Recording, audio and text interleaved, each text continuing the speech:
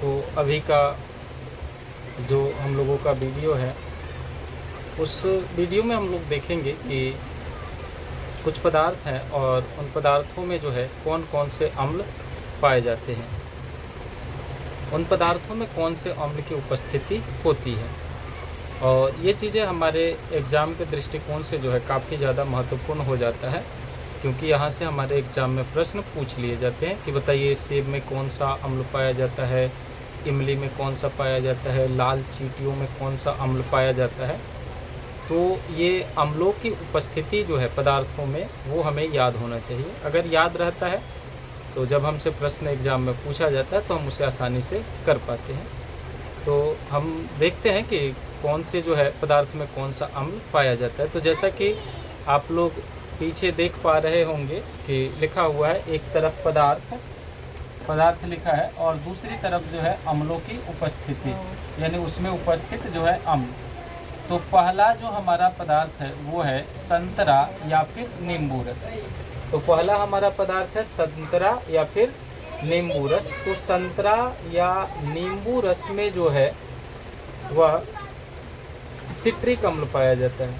संतरा एवं नींबू रस में सिट्रिक अम्ल पाया जाता है।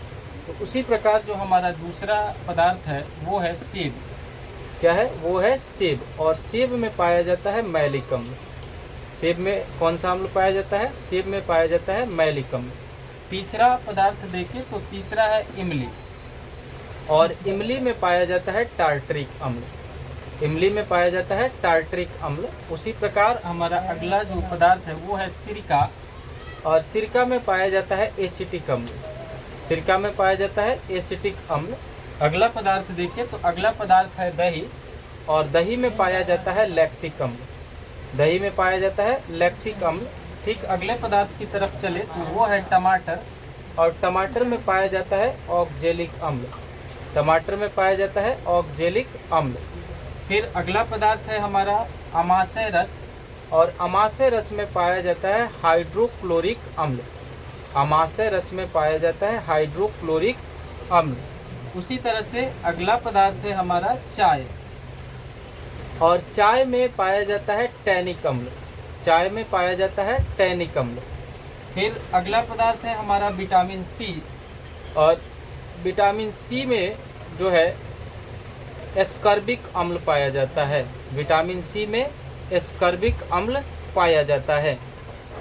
फिर अगला पदार्थ है हमारा लाल चींटी, और लाल चींटियों में जो है फार्मिक अम्ल पाया जाता है।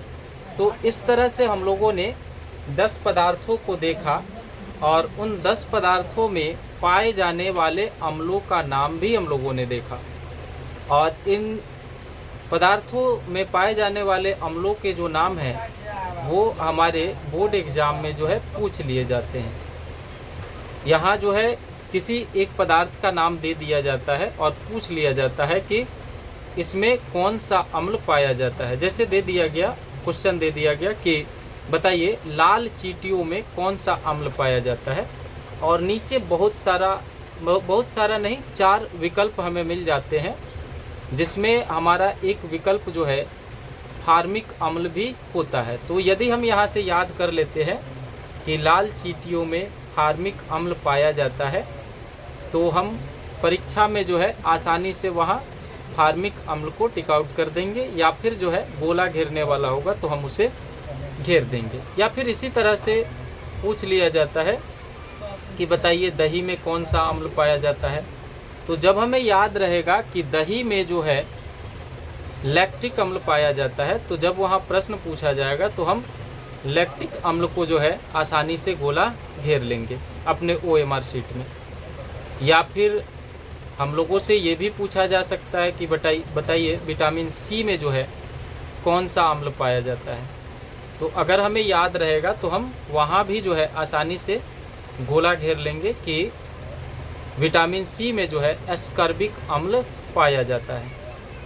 तो हम उम्मीद करते हैं कि आप लोग इसे याद कर लीजिएगा, ताकि जब आप एग्ज़ाम देने जाएं तो उसमें जो है आप लोगों को गोला घेरने में, सही गोला घेरने में, सही ऑप्शन के साथ गोला घेरने में किसी प्रकार का कोई दिक्कत नहीं हो।